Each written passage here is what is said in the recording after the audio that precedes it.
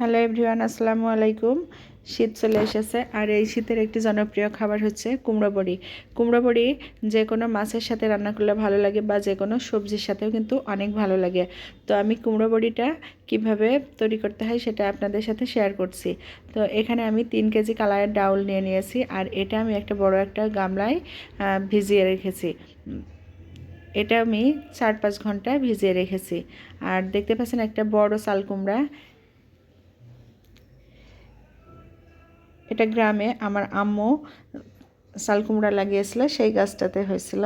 তো এই চাল কুমড়া দিয়েই আজকে আমি বড়িটা তৈরি করব। তো প্রথমে আমি একটা বটি দিয়ে চাল কুমড়াটা কেটে নিব। এটা কিন্তু একটা বড় সাইজের চাল কুমড়া। 3 কেজি ডাউলের জন্য আমার এই একটা চাল কুমড়াই পারফেক্ট হবে। তো আমি পিস পিস করে কেটে নিয়েছি, নিয়ে এর মাঝে যে বীজগুলো আছে এই বীজগুলো ফেলে দিব। একটা গ্রেটারের সাহায্যে আমি প্রথমে চাল কুমড়া গ্রেট করে নিচ্ছি।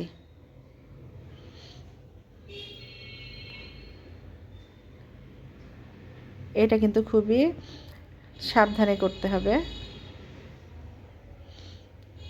তো দেখুন আমি একইভাবে সবগুলো চাল কুমড়া গ্রেট করে নিয়েছি। এবার আমি পানির সাহায্যে খুব ভালো মতো 10 মিনিট মতো এটা ধুয়ে নিব। ধুয়ে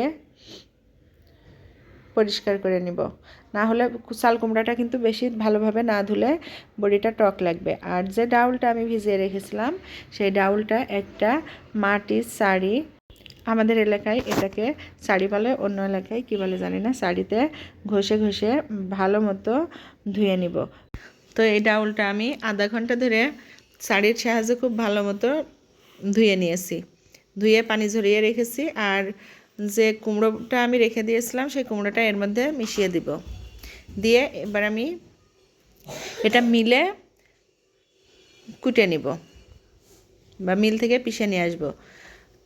তো দেখতে পাচ্ছেন এখানে আমি একটি গামলায় কিছুটা ডালের মিশ্রণটা নিয়ে নিচ্ছি, নিয়ে খুব ভালো মতো ফেনিয়ে নিচ্ছি। আর এই কাজটা তখনই বোঝা যাবে যে এটা শেষ হয়েছে যখন এটা ফুলে উঠবে বা পাতলা হয়ে যাবে। আর এটা যখন প্রথমে ফেনানো শুরু করা হবে তখন কিন্তু ভারী থাকবে, শেষে কিন্তু অনেকটা সাদা হয়ে যাবে। এই যে দেখুন একদম ফেনানো প্রায় কমপ্লিট হয়ে গিয়েছে। এটা ফুলে অনেকটা বেশি হয়ে যায় আর কালারটাও চেঞ্জ হয়ে যায়। তো এটা ফেনানো হয়ে গেছে, এই ফেনাইছি আমি এটা 10 মিনিট মতো সময় নিয়ে। এবার আমি বড়িটা দিয়ে নিব। তো এখানে দেখতে পাচ্ছেন একটি চার, এই চারে আমি মিডিয়াম সাইজ করে বড়িগুলো বসিয়ে দিব। আমিও কিন্তু বড়ি দিয়েছি। এই কাজটা কিন্তু খুব সাবধানে করতে হবে। দেখুন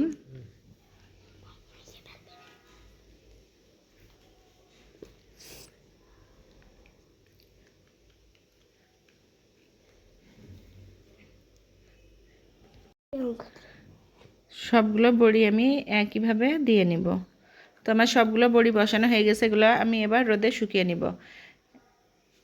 টানা 3 দিন রোদে দিলে তারপরে বড়িগুলো শুকায় যাবে। তো এই যে 3 দিন পরে দেখুন আমার বড়িগুলো একদম শুকিয়ে গেছে। এবার আমি এগুলো উঠিয়ে নেব। আজ এ পর্যন্তই। আল্লাহ।